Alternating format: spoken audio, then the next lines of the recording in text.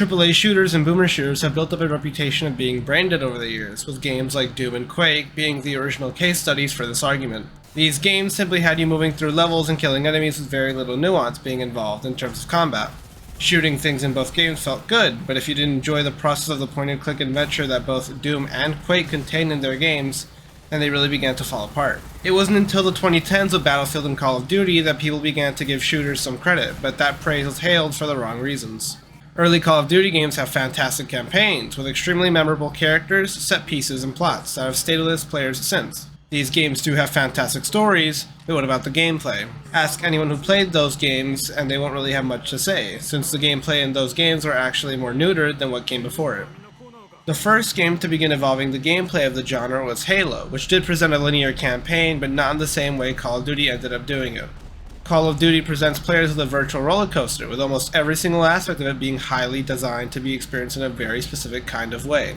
Halo was linear, but not entirely, with a lot of the campaign's enjoyment coming from the gameplay and how the combat encounters would change depending on what you had at that moment.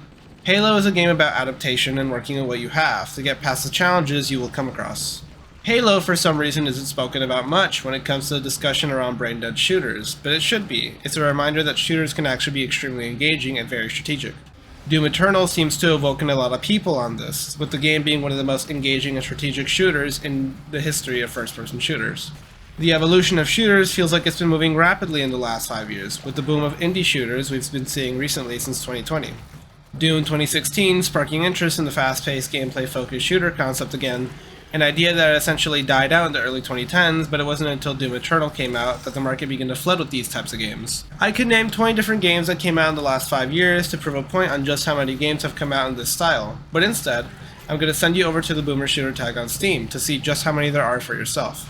Selaco is one of the most strategic and one of the most engaging shooters I've ever played. The engaging aspect isn't as impressive as it should have been considering just how many good shooters have released, but Selaco is doing something different. It's slowing down the combat. Where a lot of these indie shooters are going for fast-paced breakneck speeds while still requiring a high level of engagement and strategy, Selaco has decided it wants to slow down a bit. However, that isn't to say the game is a slog. The game is slow, but somehow still ends up feeling as fast as a lot of the other shooters on the market. This is done by many things. For one, your movement options. You have a side dash and a slide, both giving your character Dawn even more options on how they can approach enemies other than just peeking out of cover and shooting. The thing in Selaco is that Dawn, your main character, is very squishy, making simply walking out of cover and killing an enemy a macro achievement on its own. The dash and slide allow for a faster, more aggressive sandbox. You can use the slide offensively or defensively. If you're finding yourself under too much pressure, you can simply slide somewhere else, but if you have the upper hand and wish to be more aggressive, you can slide into enemies, sending them flying into walls for high damage and a stun. This is all alongside your melee, which will micro-launch enemies, allowing you to take advantage of your surroundings. Slide, side dash, and melee are very powerful tools, but are also very limited utility, especially when you consider the enemies Dawn fights against. The AI in Selaco moves fast, have lots of health, and react very quickly. Selaco is a game where just taking a 20% damage penalty from a mistake feels like you've essentially just forfeited your chance of victory. Getting into the proper range of your enemies to use your melee is one of the biggest hurdles when it comes to actually being able to get proper use of your tools, but that's where your weapons come in. Your guns can stun-lock enemies, allowing for the player to take a little more control of their environment. With how many enemies are placed in any one encounter, the stun feels like a small stepping stool to actually having a chance against your enemies. If you're caught off by 2 enemies at a base of 100 health, you will either find yourself dead or taken down to critical health. Luckily, the game has a regen system that caps at 35 health, but in practice this actually makes things feel more stressful since 35 is the equivalent to 20 or 15 health in other games. You can regen as long as you don't use either slide or side dash. The problem comes when you're in a big fight with a bunch of enemies and are looking for a space to breathe and start up your regen. It is extremely common to find yourself playing defense in a lot of fights and play around your regen since enemies are just so strong and even with max health Dawn still being very squishy. Imagine having to deal with everything I just described while having to manage the area in which you are fighting for the best control of the area. Having to remember item locations in case you run out of health or armor during the fight. Keeping track of what enemies show up and how best to deal with them, and keeping track of your ammo supplies and cooldowns. In practice, the actual pace of the game is slow, but the game throws so much at the player all the time that psychologically at times the game feels at pace with the standard speed indie shooter fans have become accustomed to.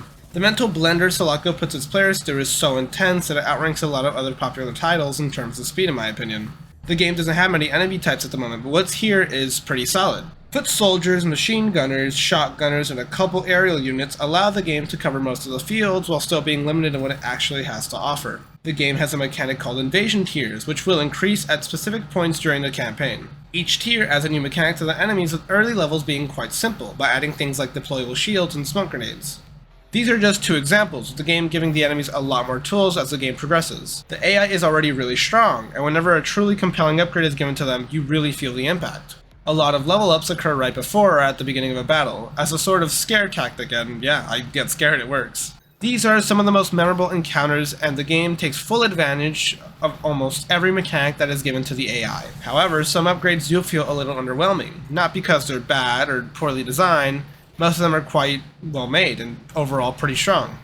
They just aren't used that much. I think the best example of this is the upgrade to the movement speed of the crawler drones, an already menacing unit due to the amount that show up whenever you come across them, so this would naturally make them a more dangerous threat. The problem comes from the fact that after the upgrade is in effect, the amount of crawler drones you come across is drastically lower than it was before. This isn't an outright negative thing, since the danger of an unbalanced change could lead to there being just too many of them and make certain fights just too oppressive, but overall I just find it to be a missed opportunity in my mind. Aside from that, the invasion tiers are great, and alongside the increased challenge of encounter design and introduction of different enemies, the campaign has a strong sense of increased challenge from beginning to end. Dawn is clearly underpowered. Maybe not from the beginning, but pretty early on it feels like the odds are stacked against you. This is on purpose, and has been done to encourage exploration and secret hunting. Selaco has unlockable upgrades for your weapons and alt-fire modes that can be found in levels, both being essential upgrades to powering up your character. Weapon upgrades require weapon parts, which can be found in the level, but are plentiful rewards for finding secrets, alongside alt-fires. You will not see all the alt-fires on your first playthrough. Unless you make it your goal to find every single secret, you're not going to find them all. However, the game will still scale up in difficulty to accompany your assumed increase in power throughout the game. You are basically forced to secret hunt if you want to keep up with the enemy, or else you risk falling behind and end up leaving the enemies feeling much stronger than they should. I think this is a fantastic way of balancing a small enemy roster while still finding ways to incentivize players to explore. Between the AI, enemy roster, and invasion rings, the enemies in Selaco are fantastic and a proper heavy threat, and the game does a great job at forcing players to explore and keep an eye out for upgrades, so it helps that exploration in the game is also fantastic. Level design and locales are varied, smart, and entertaining. Selaco takes place in some kind of far future refugee compound meant to house many, in a sort of utopian place. The game is linear, but the game is very open-ended, with a lot of the spaces you traverse through becoming combat areas as you leave certain places. The levels blend arena design, realistic feeling level layouts, and proper exploratory level design seamlessly to give players the best of all worlds.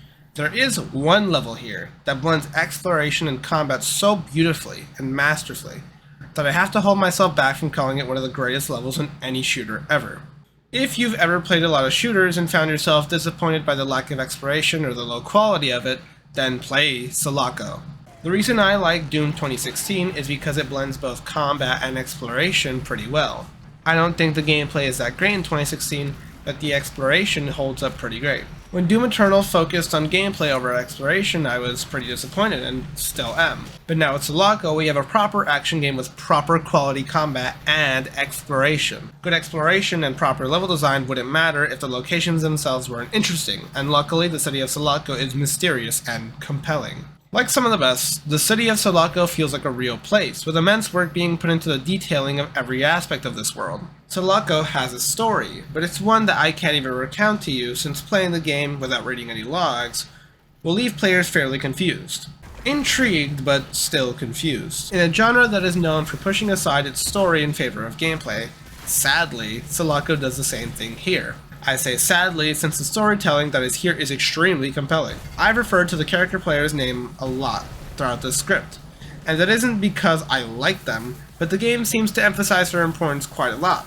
Dawn is a proper character, but we just don't really know much about her right now. In my 15 hours of gameplay throughout the campaign, I maybe heard 3 lines of dialogue come out of her. I shouldn't have interest in this character, but the game shoves her in your face so much that it's kinda hard not to. She's on the cover, she's on the Steam page, you see her on the main menu, and you see her on the results screen. I think I was most compelled when I began to see her in articles around the levels. Dawn is important, and holds some level of importance in this world. Not only that, but she has the wits to hold herself off against this unknown force. The invading force that you fight against have no name, but must also have a history, since they are raiding the city and slaughtering everyone they come across. Why are they doing this? What is the city's history? What happened to Earth, and what's going on with Dawn? If she can handle a squad of 5 highly trained heavy weapon soldiers on her own with just a rifle, then something must have happened in her past to explain that. I'm very intrigued, but that's about it.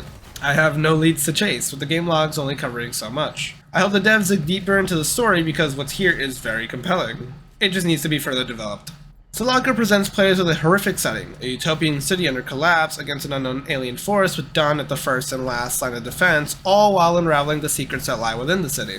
It's a game where taking a deep breath and thinking about every factor plays the first and last role in every battle. A game that forces its players to take in their environment and explore in order to keep pace with the opposing force. It's also a game that released permanently on sale. I think Selaco is truly special, not because of its status of being statistically impossible considering the engine of choice, but simply due to its design. Selaco is evolving the genre, similar to Doom Eternal or Doom 2016 before. If you've ever spent a single moment of your time enjoying a video game, then you should make your life better and play Selaco.